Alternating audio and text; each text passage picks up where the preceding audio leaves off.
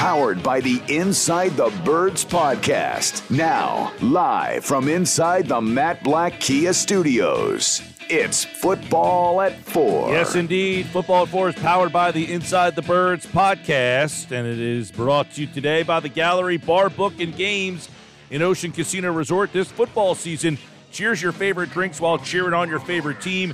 Go to the Gallery in Ocean Casino Resort to go for the win. For more information, visit theoceanac.com. Must be 21 or older to play. Gambling problem, call 1-800-GAMBLER. We're going to be live at the Gallery Bar, Book, and Games this Friday. We'll be there every Monday, but because of the holiday, we'll be there on Friday's show. By the way, I know this is Football at 4, but we do have a Sixers news real quick before we get to Adam Caplan. The Sixers have signed free agent center Montrezl Harrell, a 2-year deal with the Sixers. And he was a guy, he was the sixth man of the year a couple of years ago. A lot of toughness, a backup center type there. So Harrell signing with the Sixers according to Woj. So we got that for you to start the day off. But let's get into the Football at 4 here today. Adam Caplan from InsideTheBirds.com and the Inside the Birds podcast is back with us here on the Sports Match. It's game week, Adam. What's going on, man? Yeah, by the way, I'm a diehard Sixers fan. So Montrezl Harrell is a backup 4'5". He's an undersized center at 6'7", but he takes up so much room, and he's a tough guy. And he had an off-the-court issue, which is out there, which people could read about. But I'm assuming everything's okay with him. And he's really gifted in terms of power. He's a tough guy. I've always enjoyed his game. He's been, he's a sort of a journeyman. He's been with a bunch of teams, but he'll bring some toughness, man. It's all of a sudden, Mike, the Sixers are going to be bullies. I love it. Yeah, right? You got P.J. Tucker, Montrezl Harrell, so you got a couple of tough guys in the interior there. We're going to get some of Adam's picks here, what he sees this year, divisional, playoff, win totals. I do want to get a couple quick thoughts from you over the weekend, some stuff that happened. Number one, just give our listeners a little insight on this whole Anthony Harris thing. They decide they're going to part ways. I thought this was a big safety net for the Eagles, but I guess Harris and the team decide, all right, we'll go let you try to find a job. Well, look, they missed on that one. He was not the player they thought he was. He lived off of that one great year with interceptions, and then you saw last year they would have probably replaced him had they had anyone. They didn't, and all he was is an insurance. It's not a big deal. The problem is they're so bad at backup safety that he was, as you said, insurance. So, yeah, he asked out. See, the way it works is any player on the practice squad could leave. The only time you could block them is when you have the ability to do so, which now I don't know if they're starting this week 1 because there are no games with your practice squad protections. If the protections are back for week 1, then they could have blocked him. If they're not, he could have just walked and they could do nothing about it. So the way that agents explain it, practice squad players are half of a free agent. They're free to go as they please. In fact, little unknown fact, and this rarely happens, practice squad players could actually visit other teams while being on another team. It's actually really odd. It rarely happens, but you can do that. Yeah, I know that. I think what is it? 5 guys you can protect? It's 4 or 5. I don't know if it's up this year. We're waiting to get there are about 7 or 8 new rules that have been changed for this year for roster moves. IR, PUP, we know those.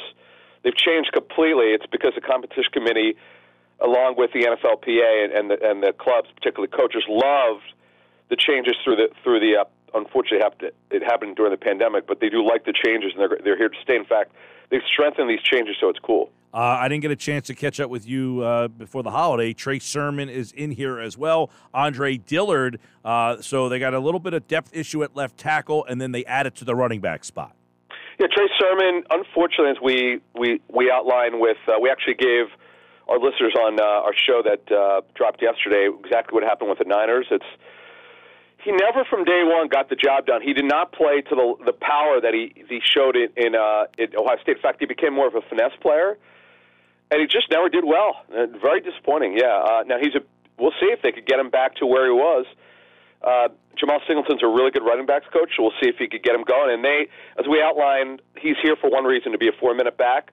If he's ready for week 1, it's because he looks good in practice and they trust him. I wouldn't rule anything out. There's no decisions have been made, and they really need a closer. The Eagles do not do not have a closing running back when they have a lead, and that's exactly what he'll do here when they think he's ready. All right, we're talking with Adam Caplan. Let's take a look at this season. I'm going to do my who's in, who's out later on in this hour, but let's kind of get yours here and go through the divisions here and give us your pick. Let's start in the AFC first and kind of work our way back towards the East, but let's go in the AFC East, Adam, and kind of see. I think there's a clear favorite in that one for the first time in a while. The clear favorite is not the Patriots.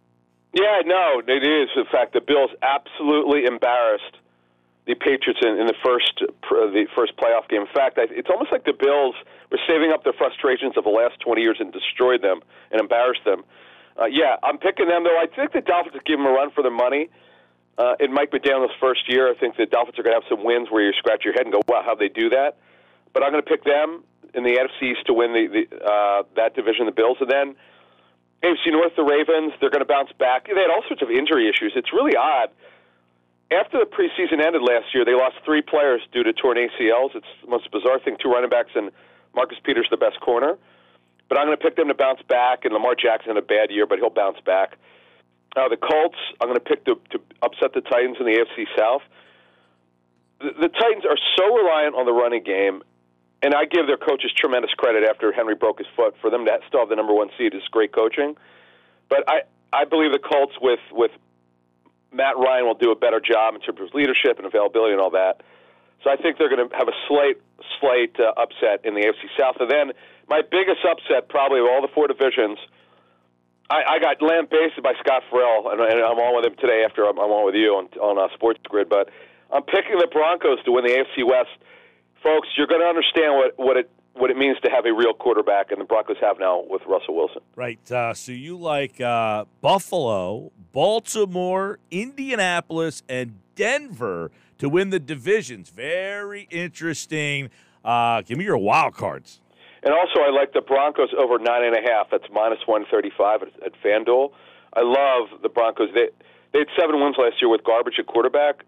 They will get over 9.5 wins. If Russell Wilson plays 15 games, they'll have over 9.5 wins. My wild cards are the Bengals, who got to the Super Bowl, the Chiefs, and the Chargers. I don't have the Dolphins or Titans coming in. Man, it's tough. The AFC, by the way, is better than the NFC this year. All right, there's a look at the AFC. And on that side, let's see who is your favorite in the AFC to represent that conference. Yeah, so I've got it. The Bills, Broncos in the championship game, the Bills to get there. Yes, I do. I have the Bills to get to the Super Bowl. They've lost 4. They lost 4 in a row. Maybe the 5th time's a charm. This is the year for the Bills. All right. Nobody circles the wagons. I know. Like the Buffalo Bills. All right. Let's check out the NFC and kind of handicap this one. You got the NFC East, North, South, West. Give me the 4 division winners, Adam Caplan. The easiest one to pick is the Eagles. I felt that way since the draft was over. I told anyone who would ask me, I said the Eagles have a better roster.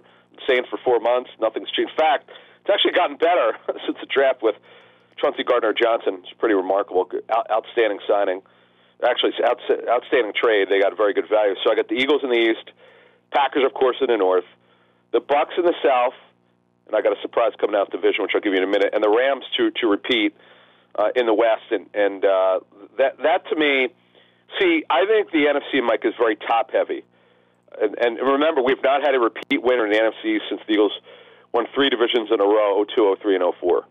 Yeah, I know that there's that stat, too. 17 out of 19 years, a last-place team has gone to first. It doesn't appear that you think that's going to happen this year. It's really hard to do. Look, the Rams shocked me in 18. No one saw that coming. Sean McVay's, I think, his second year. Things happen sometimes. And look, it happens every year. There's a team that either comes out of nowhere who was bad last year that shocks us. Yeah, that's going to it'll happen, but it's just hard to pick that. It's hard to come up with that. But those are my division winners, and my wild cards are the Cowboys, the 49ers, who will push the Rams, and here's my surprise. By the way, you did pick one. Denver finished in last year. Yeah, they did. Yes, thank you. Yes, Denver did. Oh, did they finish? Yeah, at 7 and 10. Yes. Here's my surprise. People think I'm high on this one, but I'm sorry, I'm not. The Panthers to get a wild card. Them, Mike, over 6.5. I spent two days with them. They have a real quarterback. Baker Mayfield will do well. I love the Panthers. Only 6.5, minus 110. All right. Love them to get more than 6.5 wins. All right, so your wild cards are Dallas, Carolina, and who was the third? No, the Niners. San Francisco. All right, so 2 teams in the East, 2 teams in the South, 2 teams in the West. Only 1 team in the North, that's Green Bay. So he likes Eagles, Packers, Tampa Bay, Rams, and then the wild cards, Dallas, Carolina, 49ers. Who represents the NFC? What's your championship game? So I've got it. Buccaneers, Rams, who played last year. Rams won at Tampa, I think, if I'm not mistaken. Or wherever they played, we know the Rams won. And then the Bucs to win. Now, I know, and I get it, there's some consternation in terms of the Bucs. The interior of their offensive line is definitely a concern. Talking to the Bucs, they think their defense could be better than the 2020 Super Bowl team defense. They're loaded. They have no weakness on defense. They're incredible at receiver. They're good at running back. They're okay at tight end. I know the Gronk loss is big, but coaching is good. No Bruce Arians, but Todd Bowles will do a good job. I'm not going to underestimate Brady, man. I've learned my lessons over the years with this guy. And look, the NFC is wide open. Let's face it, man. The Rams are not a great football team. They barely got it. Jaquiski Tart dropped interceptions from not being in the Super Bowl. That's right. And Jaquiski Tart, obviously, no job. He is out of a job right now. Did he get? I didn't see his name get picked up. Right? No. In fact, I was told the Eagles were probably not going to bring him back, barring a change of heart. And also, just want to give these out because I know a lot of people play these. So my number 1 win total, I love the Panthers minus 110 at over 6.5 wins. Eagles over 9.5. I told you on your show a couple months ago, take the over 9 now. It's gone up to 9.5. They're minus 145 at 9.5. Broncos over 9.5. That's moved up, minus 135. Now this one is interesting. Jaguars under 6.5, minus 135. The Jaguars they're starting over. They're not going to get 6 wins. Cowboys under 9.5 at plus 135. I think they're going to be like 9-8 and get in, something like that. And the Seahawks are going to be dreadful. They don't have a quarterback. Under 5.5 plus 115. All right, there you go. A couple of preseason plays for you, plus Adam's picks. Now, give us the insight on what's happening for the football season with InsideTheBirds.com and the Inside the Birds podcast. Is there a schedule yet for you guys yet? Yeah, we do. We're back Monday, Wednesday, and Friday. In fact, tomorrow we're going to drop Eagles Nuggets, just a little bit more advanced information, a little bit of Lions, and then we're going to go over my training camp tour, which includes 4 the Eagles games against their opponents. And then Friday will be our preview of the Lions game, and extensive intel from our sources on that you won't get anywhere else. And then we announced our pregame show, which is back at Rivers Casino with myself, Cosell, Mosher, and the great Jason Avant. And then we're going to make an announcement on our postgame. We got something going postgame, which we can't announce yet because we have a full agreement. We have a major announcement coming tomorrow morning, Mike, on new content, new agreement, new, something super cool, which will be an exclusive for only our listeners and subscribers. You can actually subscribe for it. If you really are a diehard Super Eagle fan, I'm talking about a Super Eagle fan who really follows and is smart. We got something major we're going to announce tomorrow, and then this always happens. We get things that come to us late in the preseason, and we're working on a couple more things, and we can't announce anything because we don't have any agreements on 2 or 3 things. But this is going to be our biggest yet. We're going to do more than we've ever done, and we appreciate your support. It's going to be a very cool season. Absolutely, and of course you can listen to the guys Football at 4 every day right here on the Sports Bash. Moshe is in tomorrow. Andrew's Thursday. Adam will give us his picks for the game on Friday. Eagles and Lions, Football at 4 right here on the Sports Bash. All right, Adam, appreciate it, bud. Thanks, man. All right, there's Adam Caplan here. And, of course, you can hear Adam all season long here on the Sports Bash, giving you the Football at 4.